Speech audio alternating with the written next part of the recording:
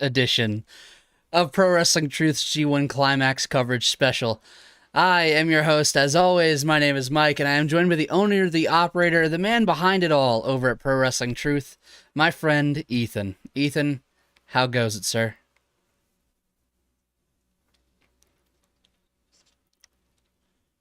And we did. This has been a stretch, and we discussed this previously. This is my first G1 ever finishing, and the entire way through. And it's been a blast, man. I've had a good time over these 20 days watching New Japan throughout the pandemic. Has been something. Watching Evil on some of these events has been tedious, is what I'll say. Yes. Yes, very much defeating. But we made it, and we are officially at the semifinals and the finals. The tournament has ended, and we will dive into that. Do you have anything that you wanted to cover before we dive straight in?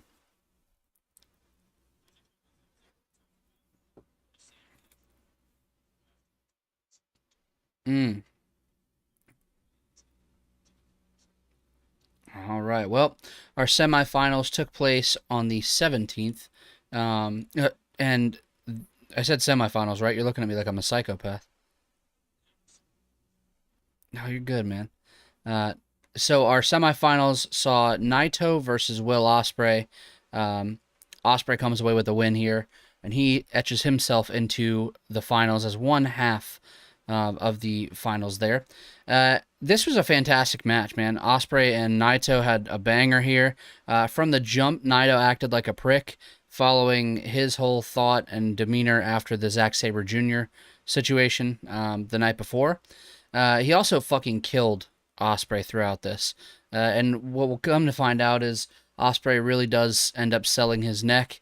The commentary team puts the neck over, and it becomes a focal point of both matches. Again, commentary was delivering on Osprey's neck, working on borrowed time, and goddamn it, Naito was trying to speed that time up. Osprey put on for Naito, man. He sold his ass off and did what he needed to do. The final stretch was fantastic, and you can almost feel when Naito hit Destino, you could almost feel the crowd dialing in as the pin is happening. They're like, all right, well, we get Naito in the finals, and you have Osprey kick out and come back and make the win. It was awesome. It was a blast from bell to bell, and Osprey's post-match promo was fantastic to boot. I'm going to give you the floor on ratings today. You tell me what you went first. Give me your thoughts and then dump the rating out.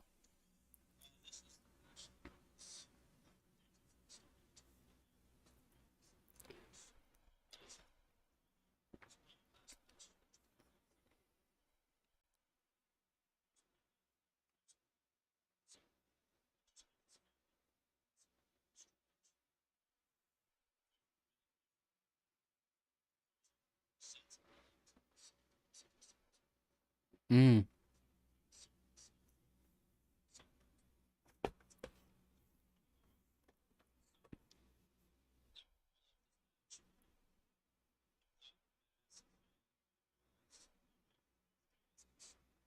mm.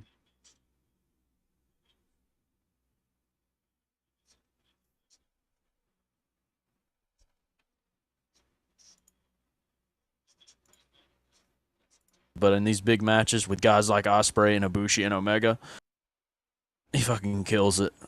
So yeah, this was just vintage big match Naito, and Osprey looked great too. I mean, Don't I hate don't me. really have anything. I don't have Do anything negative to say. Go do ahead. not hate me. I need you to double down on what you said because the audio shit the bed for a little bit On my end, entirely. on the entire stream. Yeah. So Did just give me somebody say something? yeah, and I noticed it too.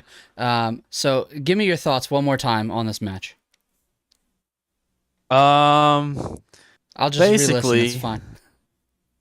you re-listen. Oh I'll my god, re-listen. that's It's fine. awkward. This is awkward. Well, can everyone hear me? Mm-hmm. Everyone out there, For sure. give me a fucking thumbs up in the chat. But no, basically This is a match I predicted that was going to be in the semifinals. I'm glad it actually happened. They've kept this in their back pocket. I don't even know if they've intentionally kept it in their back pocket. It's just something that actually never got to happen because of how the pandemic came and went, and both these guys having injuries.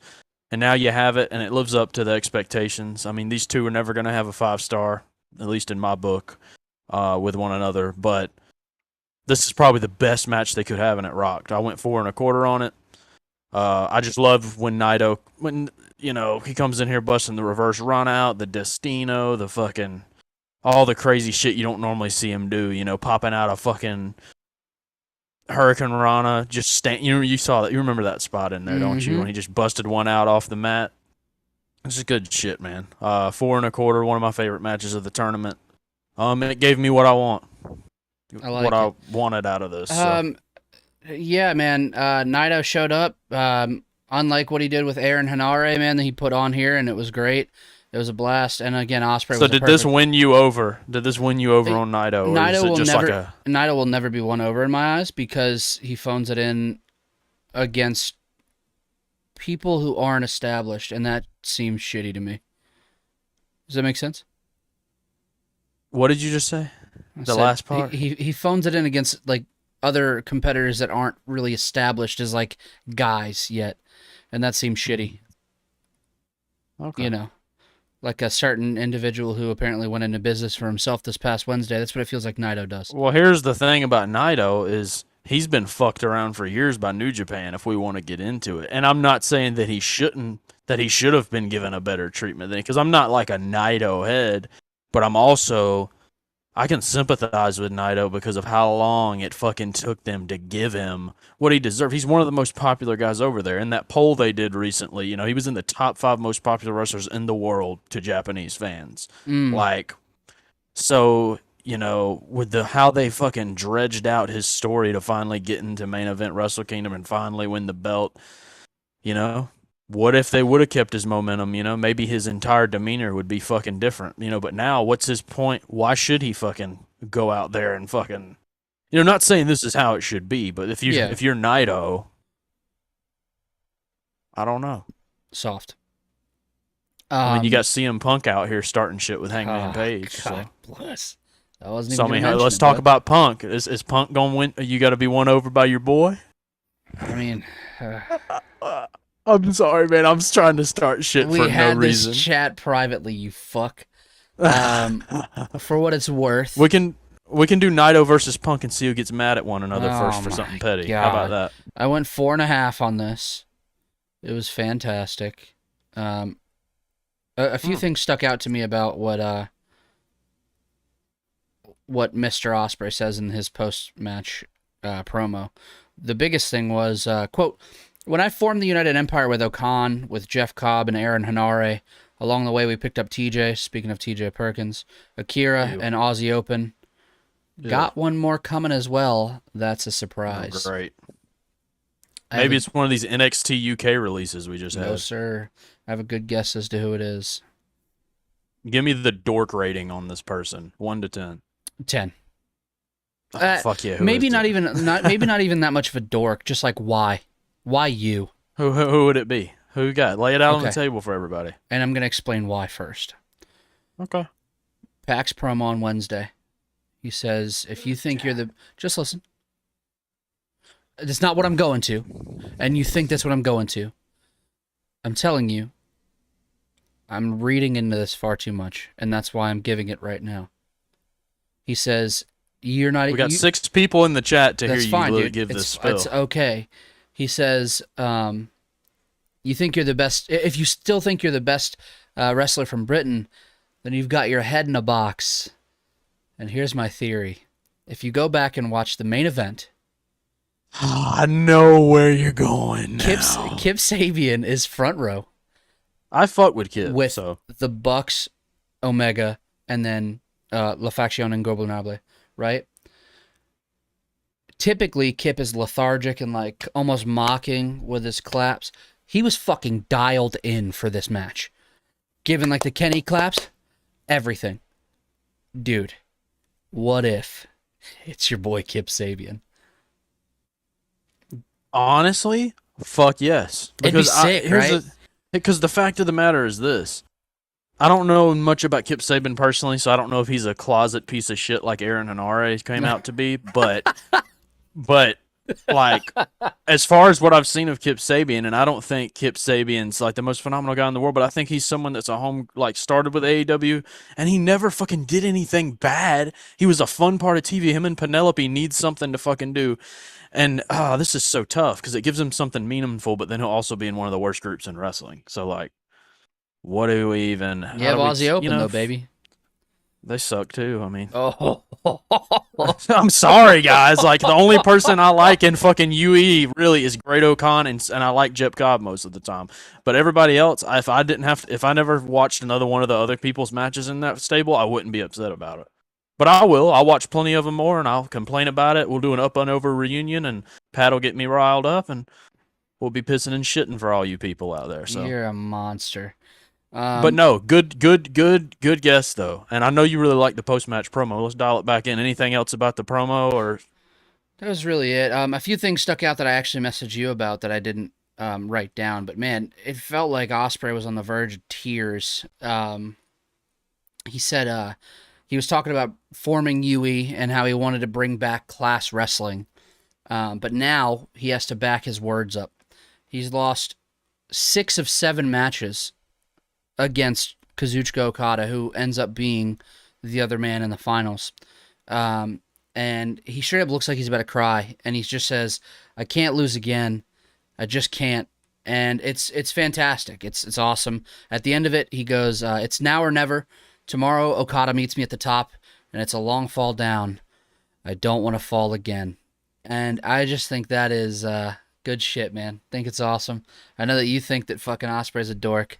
I will go watch it back before I make any judgment or joke about it because I want to see it with my own eyes. It was good before I make the joke that I want to make. Just go ahead, man.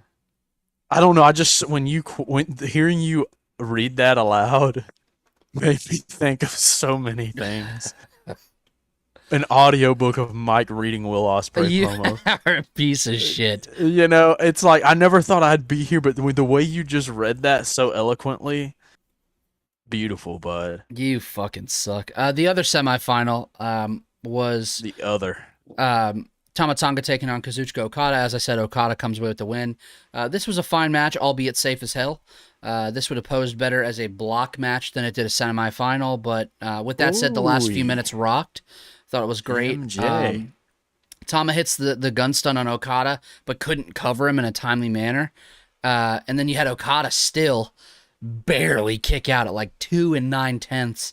The king of the 2 9/16. And he didn't kick out, man. He got the shoulder up. Like there is a huge difference. This made for great theater in that moment, and I thought it was awesome. Okada fucking kills Tama with the Rainmaker, and a little tidbit, man, was Jado pleading with Tamatonga as he's getting pinned, like, please kick out. Oh, I heard it. Yeah. Good shit. I heard that. Wasn't offensive, but wasn't the greatest thing in the world. And again, when I think of semifinals, this was a little underwhelming. 3 3/4 was still great. Yeah, I went 3 3/4. Honestly, it was better than I anticipated, to be honest, or at least I enjoyed it more than I thought I would. Jesus fuck, sorry guys. I went 3 3/4. I thought it was a great match. I mean, I don't put that much stock into Tamatonga singles matches, but this is probably my favorite one he's ever had. And I think, I don't think he had enough of a performance to warrant him getting to the finals next year or even winning a block again. But I think it was enough to, suffice and say, okay, it was a good idea to put him in this spot. I think he did a good enough job to, he earned this spot. He's been around, and he's good on the mic. Give him this shot with Okada. It's a memorable match, and I'm sure, when Tama's done for, it's going to be one of the highlights of his career here. Him trying to fire up and try and beat Okada and make some history. Yes, sir. But before we move on from this night, I didn't watch any of the undercard matches, but one I want to go back and watch was Zack Sabre Jr. mixing it up with Team Filthy, Tom Lawler. I heard it was really good. And Zack Sabre Jr.'s post-match promo where he said he's going to go on a world tour soon. Interesting, because he said, "Fuck that! I'm never leaving again. You fuckers can come here." No, he said that he's going on a world tour. I like that. He said he's going to the UK. He said he might have to come to America. He might have to visit New Japan Strong. So hey, maybe we'll finally get Danielson and Sabre or something. It'd be a blast. Our finals, which took place this morning, the 18th of August, saw Will Osprey taking on Kazuchiko Okada. A few things stood out about this match. Firstly, 33 minutes and change. There was a few nuances that stuck out throughout this. Firstly, there was I even messaged you about it. I was like, this is a weird match. It feels like Okada is working as a heel and like Osprey's working from underneath, and I don't know how to feel about it. Okada typically, I've mentioned this to you numerous times, Ethan, the fucking on the ropes, and he gives him the chest pat, and it's a clean break, and he backs up. Well, not today, buddy. He's going to do it and lights Osprey up with an elbow from hell. Then you also had a DDT on the outside. Okada comes back inside and goes, fuck it, I'll drop him on his head again. Goes back outside, hits another DDT on the outside. That just felt like really big moment in the match. Like those two moments combined felt like a really big moment. And dude, here's the deal, man.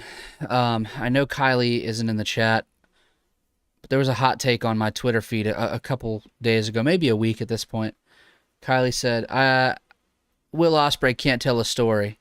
Not a storyteller. Buddy boy. He led the story in this one. He put it on the line, bud.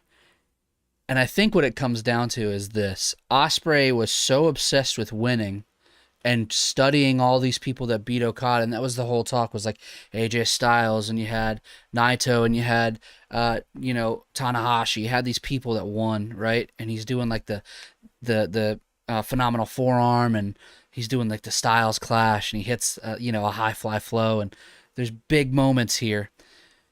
Okada kicks out of both the Styles Clash and the high fly flow, and you see Osprey kind of like, what the fuck is happening? And then he does it, man. He pulls the ace out of his sleeve, right? And that ace is a V-trigger into a one-winged angel. And that one-winged angel spells his demise. He picks him up, and Okada slides out, hits him with a Rainmaker, folds his ass in half. Will Osprey lost himself in this match, and it was fantastic to watch. Ethan, I'm going to let you be the first rating.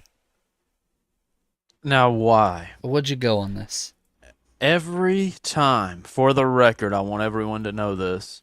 When I'm on podcasts or streams with Mike or anybody from Up and Over, and they know, and they think or they know, because you might not know what I'm going to say here, they think that I'm going to go the fuck off on one of my tangents and have a fucking take of the lifetime. They save me for last and then wait. They light a little match and then run off from it to wait and see what gets set on fire.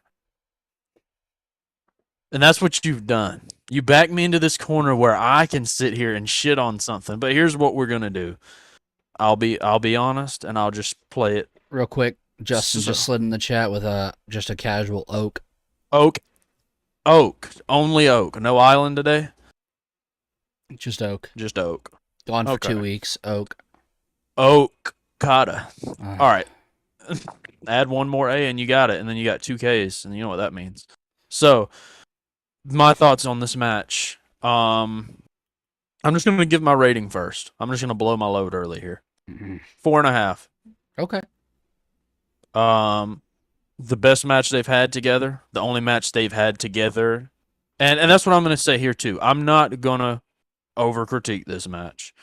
Mike enjoyed this match a lot. I'm going to let him do most of the talking about it. I don't want to be negative fine. Nancy tonight. You're not being and I don't really Nancy. have a lot of I don't really have a lot of bad things to say about it. Just in the finals, we're talking Okada versus Osprey. I don't have a lot of bad things to say about it. I mean, sure, there were things I don't even know if there were things I didn't like. I'm known for not being a huge fan of Osprey as a wrestler. Yep. So a lot of his matches, for people who were even just average Osprey fan, not even like a fan, just an average Osprey watcher, he can do some certain things that are going to make them be like, oh, that was cool. Where with me, I admit I have a bias. So Osprey's really going to have to put in an out of the ordinary performance for me to be like, oh, Osprey fucking killed it here, just because the way he chooses to tell stories and the way he chooses to wrestle doesn't resonate with me. And that doesn't mean that I'll say it doesn't mean he's bad, because all this shit is his opinion anyway. That's it. But we don't fucking matter so basically, at the end of the day anyway, so who cares? Exactly. But this match, I loved the headlocks early on. Okada fucking trying to just keep Osprey on the ground. I mean, fuck, man. Okada gave Osprey his footing in New Japan. And another thing I'd like to mention, Chris Charlton, man.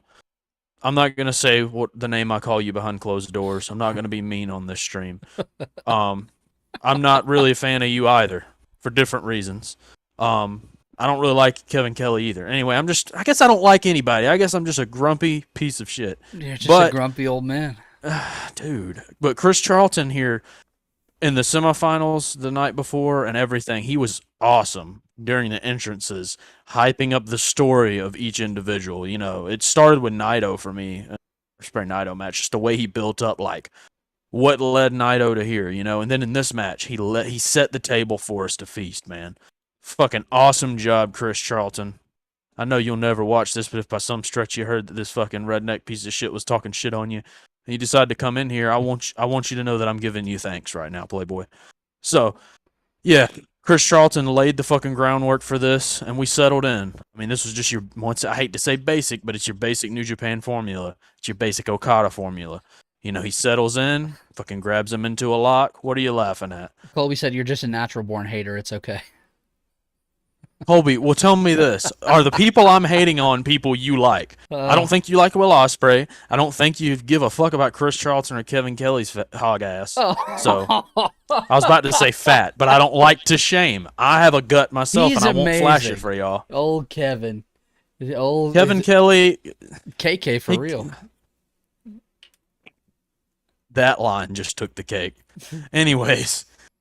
Yeah, this is just your basic start. But I really loved Okada going straight with the headlock, and Will Osprey tried to jump up and show his ass and flip around, and Okada said, "Nah, dude, chill the fuck out. We're riding this one out for a little bit." The work on the neck was good. Osprey oversells a lot, but it was tolerable here. 2 or 3 Okada matches, man. Osprey matches, dude.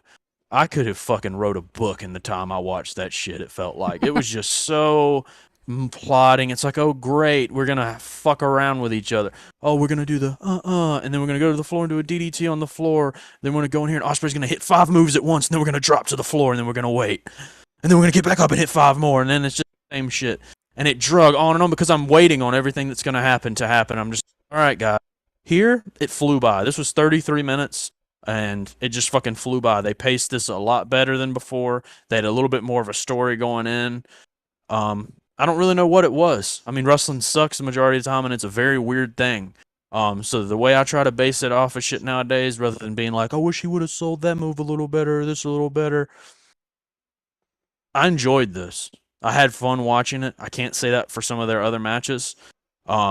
I popped really hard for the Styles Clash, the High Fly Flow. I was torn on how I felt about it because I read people talking about it, and they were like, and they said how I thought I would feel. They were like, it just kind of took me out of it that they just started playing other people's hits in the middle of their finishing sequence. That's and I was like, that might bother me. Let's fucking watch it. But it didn't bother me because, Mike, you explained it better than even me or Chris or KK could. It was the story of all the people who had beaten Okada before, and Osprey's trying really hard. I mean, he's a fucking loser, and he cried about some fucking wrestling shit. But, he had some emotion here for once, and I may have felt it. I don't really feel an ounce of sympathy for him, but, he made me feel a little bit of something where I could just at least appreciate what he's trying to do in there. The biggest thing I popped for, man, Osprey kicking out of the Rainmaker. Huge that was fucking tight. But the best, man, I'm telling you, man, this bumped me from 4 1/4 to 4 1/2. The finishing 3 moves from Okada. The Enziguri, the Emerald Flosion, and then the second fucking Rainmaker. That was perfect. The 50th anniversary of New Japan Pro Wrestling. Okada wins his second G1 Climax in a row, his 4th total. He hits fucking Masawa's finisher. He hits the fucking Enziguri. He hits the second fucking Rainmaker. Clocks his ass. Perfect finish, man. And the final stretch, dude. And I've seen, this is the last thing I'm going to say because I'm talking a little much. This is the only thing I'm really going to get riled up about. If you get on the internet and you say that this was just as good or better than Okada Omega, do not come talk to me. Do not do that. I'm laying out a 4.5 right now for y'all. Do not compare that to that fucking match. God. They were like, this is the best match since Okada. I'm like, bro, no, it was fucking awesome. It was fucking awesome, but leave that shit alone. Just say it was awesome. Say it's your match of the year, bro. Say it's your favorite match of all time. But don't touch the best match of all time, please. Anyway. Yes. Amazing. This rocked. 4.5 from me. I still liked Okada Jonah better because I'm a mark and I have weird taste. But yeah, I think that's all I gotta say. I love the Emerald Flosion. I love the Enziguri. Just this whole Okada New Japan 50th anniversary and how they're just putting him at the forefront of this year-long celebration that they're having. It's just making him even more of a legend. Yep. It's just fucking great. Yeah, I think that's all I have to say. I love this match. It was a great match. Last year, It was. my match of the year was a Will Osprey match, and on that match, I went 5 stars. Mm-hmm. I haven't even told you what I go on this match. You messaged me about it, and you said, you go 5 on this, don't you? And I responded with You do. a smiley face. This was as perfect a match as I could have expected, and for that, it's 4 3/4. This is not a 5-star match. Respect. It was fantastic, and again, the story was awesome. I just wanted a little bit more in little weird areas, man. But what that could have been, who knows? But it just wasn't. It wasn't that upper echelon for me. It didn't peak that. This is great though. That is the wrong lane to be looking in. Earlier in the match, he went for the Stormbreaker and it got reversed. If he went for the Stormbreaker again, he knows that move. He hits that move and he wins. And he didn't. And he didn't because his ego got in the way and he lost himself. And that's fucking good shit. And now we get Osprey in America, and we're going to get Osprey and Omega in a face-off. Yeah. And it's going to fucking rock. I think we get Omega and Osprey at Wrestle. Is what got countered into the Rainmaker. And that is your story. And that fucking rocks. It's good shit, man. 4 3/4. Hell yeah. So is this your favorite match of the tournament? It was not. What's your favorite match of the Awesome. Same here. Yep. I think my favorite match of the tournament, it was Okada Jonah. I guess this would be second. I don't know it's if tough I for me gave to put anything this here, right? Because it went over 30. It's not really block match etiquette, right? But I think it would go like Okada, Jonah, and then immediately the next thought is Zack Sabre Jr. Kenta. Fucking everything I wanted it to be. Yeah, that's where I was thinking too. It's I don't think I fantastic. gave anything else 4.5. Yeah, this is the second highest one. But yeah. Yeah, man. I mean, it was so much better than I expected, man, because I just wasn't. I wanted to love their prior matches, and even when they first wrestled at the anniversary show a couple years back, when Okada was IWGP champion, Will was a junior. And that's when I think I was still really fucking with Will at that point, and that was one of those first matches where I really started getting down on my luck on him. And then every match they had after that Dave gave 6.5, I was just like, or 5.5 or whatever it ended up being. Why? Yes. It's just like I would watch it and be like, there's good parts in this shit, but as a whole, it felt like a drag. But this didn't at all. It was crazy how fast this went by. It was like 1 minute they were at the 5-minute mark, and next they said 30 minutes in, and I was like, oh shit, they fucking just made this shit fly by, man. Good fucking job. It's fucking dope. And now we're gonna get Dynamite next week. And, no, they've got to face Death Triangle first. They do. Which that's another thread to touch on. I think we're getting Pac and Osprey at All Out, truthfully. Because he did. Chris Charlton was saying he really is the All Atlantic champion. Yep. Oh, yeah. Yeah. I think I think Osprey pins Pac on Dynamite this week. Osprey and Aussie Open move on to face Bucks and Omega. Omega pins Osprey maybe. Or maybe you don't even have them be involved in the pin. But either way, the Elite wins, and that leaves Osprey. All he's got to do is stay here an extra week, and he has that pin on Pac. They do the one-on-one match. Pac gets his win back, retains the belt. Osprey continues to spiral down because he could blame his second loss to Pac on Omega because Omega beat him. Yep, came off that loss. Not in the right head. So fuck it, man. Dude. Colby said Osprey, Logan Paul, WrestleMania. Fuck it, I hate that. You know what? I hate that I read that. No, yes, Colby. Yes, Colby has the vision. She has the vision I have. When you got these guys who really aren't one of the best wrestlers in the world, but everyone thinks they are, you put them in a match where they can really have a hoot of the year fucking contender. Sami Zayn, Johnny Knoxville, right? Admittedly, Sami's the best wrestlers in the world. But look, Logan Paul, bro, put him in there with Will Osprey, you'll have a hoot, bud. You'll have a hoot. Your goddamn mind. Here's this. Go ahead, because No, you had a better thought than I did. Nope, I'm at the wind down part, buddy, so you go ahead and you do your thing. See, Mike wants to end this stream, but guys, this is our last one for who knows when. We might be doing some new stuff in the future, but buddy. Royalty Donnie just showed up. I like having a live microphone. And not for the same reason that CM Punk does. CM Punk likes to have a live microphone to start shit with one of the kindest human beings in the professional wrestling business. Hangman Adam Page. So, ladies and gentlemen, if you're in the chat, You said, "Wow, I miss Johnny Knoxville." I know, dude. I would rather watch Johnny Knoxville and Logan Paul. I hate this, dude. We're in heaven, dude. So yeah, live mic, GCW in Charlotte. Me and Mike are gonna be there tomorrow. Look for us if you're watching it live. Come see us if you're there. Chicago coming up. Let's fucking get it. Every fucking event will be there. AEW Dynamite. Dog shit. Just AAW. Yep. GCW. You come walking up to us. We're gonna fucking be there. And buddy, you know where we're gonna be? Chicago Diner. You know where we're gonna be? Pete's Coffee, Playboy. I'm gonna be getting a goddamn breakfast sandwich and a coffee, my dog. Man, I just love doing these streams, man. Did we get the go ahead to talk about the one thing? Do we have the go ahead? Not the 2-person thing, but the 5-person thing. Okay, yeah, the 2-person thing is what I was going to talk about. But that's fine. Oh, it's okay. I don't think we can do that. That's what I needed to know. Well, we don't have anything to follow it up with. We can sit here and be like, oh, here's this thing that's going to happen, but we don't know what we're doing yet. That's fair. But I do want to put over that the Up and Over podcast will be making its return. What? What? Wow. We're coming back. And it won't be. This is news to me. And it won't be a review style. What the fuck? Oh yeah. Let me call Casey. Go ahead, give him a shout. Give old Casey El Gordo Gringo a shout. So everyone just left me in the dark, y'all. Oh yeah, sure. Hold on a second. Yo, we're live and we're doing something. Amazing. Call him. Hey bud, we're live on YouTube. Tell him we're live, pal. JR style. I can't hear it ring, so it's fine.